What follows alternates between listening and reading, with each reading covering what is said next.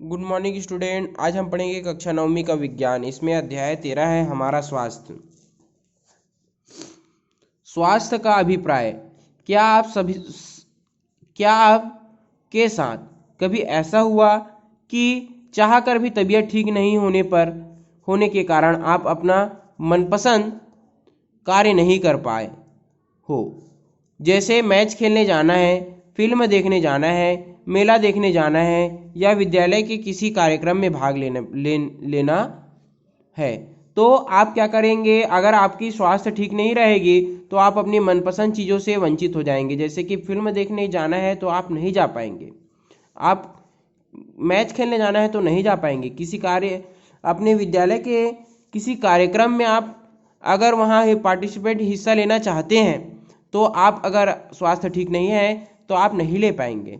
ठीक है, तो अपनी मनपसंद चीज़ें करने के लिए आप यहाँ पर नहीं कर पाते हैं। क्यों? क्योंकि आपका स्वास्थ्य आप स्वस्थ नहीं हैं तो आप नहीं कर पाएंगे। हम जाने अनजाने में स्वास्थ्य शब्द का प्रयोग कई बार करते हैं। जैसे कि आज मेरा स्वास्थ्य ठीक नहीं है, मेरा मन किसी काम में नहीं लग रहा है। आइए हम सभी मिलकर स्वास्थ्य क्या है इसे समझने का प्रयास करें। अपने साथियों के साथ चर्चा करें तथा उनकी सूची बनाएं कि किसी के स्वास्थ्य कैसा महसूस कर रहा है वो। ठीक है, तो ये चीज़ आप कर सकते हैं। आमतौर पर हम स्वस्थ रहने का अर्थ अच्छा महसूस करने से समझते हैं। हमें क्या लगता है, अगर हम अच्छा महसूस कर रहे हैं तो हम स्वस्थ हैं।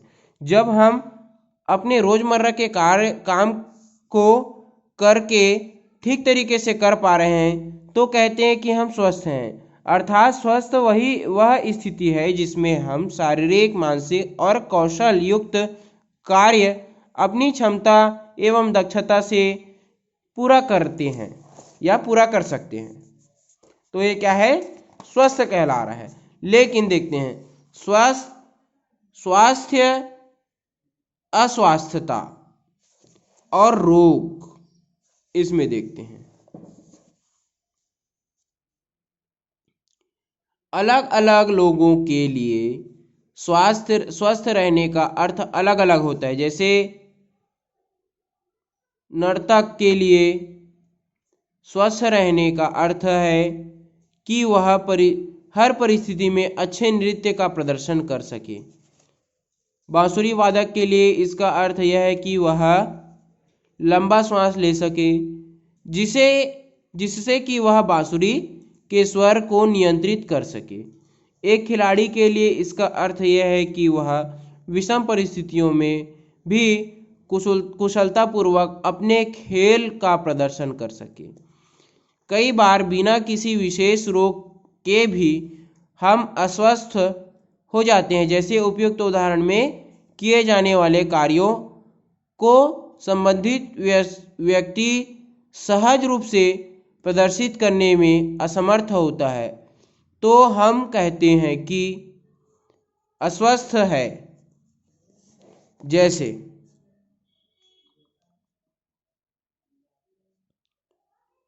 हम स्वस्थ रहने को ही स्वस्थ समझते हैं।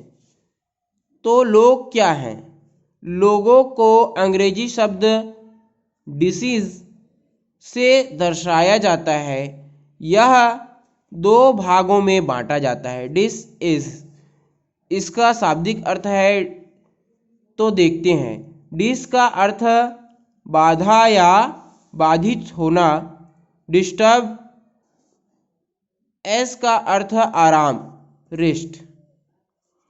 रोग का दूसरा अर्थ सुविधा, अर्थात रोग होने का अर्थ कि हमको शारीरिक असुविधा है। रोग का दूसरा अर्थ असुविधा है, अर्थात हमको रोग होने का अर्थ शारीरिक असुविधा है। हम लोग रोग के विषय में तब तक बात करते हैं जब तक असुविधा की विशिष्ट लक्षण पता ना चले। जैसे व्यक्ति को बार बार एकाएक दस्त हो रहे हैं, तब यह कह सकते हैं कि वह व्यक्ति की किसी रोग से ग्रसित है। यह रोग डायरिया हो सकता है।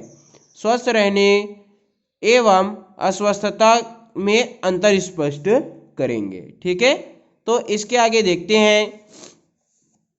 ये वाला जो टॉपिक है आप लोग पढ़ेंगे, स्वास्थ्य को प्रभावित करने वाले कारक। स्वास्थ्य को प्रभावित करने वाले कारक, हमारा स्वास्थ्य हमारे घर, पास, पड़ोस और आसपास के जीवों एवं परिस्थितियों पर निर्भर रहता है।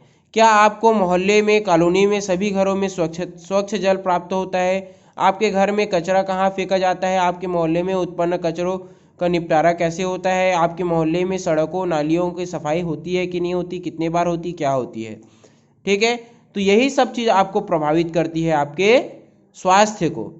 हम सभी को हमारे आसपास की स्वच्छता को ध्यान देना चाहिए, ध्यान देना जरूर है, आवश्यक है। जरा सोचिए, यदि नाली साफ ना हो तो क्या होगा? जब कचरा कूड़ा सड़कों पर और गलियों में फैला होगा तो क्या होगा? जब खुली नालियों में का गंदा पानी सड़कों पर बह रहा होगा तो क्या होगा? इस प्रकार की परिस्थितियों में हम स्वास्थ्य बिगड़ने का खतरा रहता है। ठीक है, इस संभावना बढ़ जाती है। ठीक है, अब देखते हैं। इस प्रकार जल, वायु एवं भोजन में उपस्थित हानिकारक जीवों जैसे जीवाणु, विषाणु, कवक, प्रोटोजोआ, हेलमिन्थ्स, नेमेटोज आदि के कारण हमारा स्वास्थ्य बिगड़ सकता है। विभिन्न पर्यावरणीय परिस्थिति जैसे बाढ़, भूकंप व सूखा आदि भी हमारे स्वास्थ्य को प्रभावित कर सकती है। इसके आगे आप लोग कल पढ़ के आएंगे, फिर इसको हम और बताएंगे।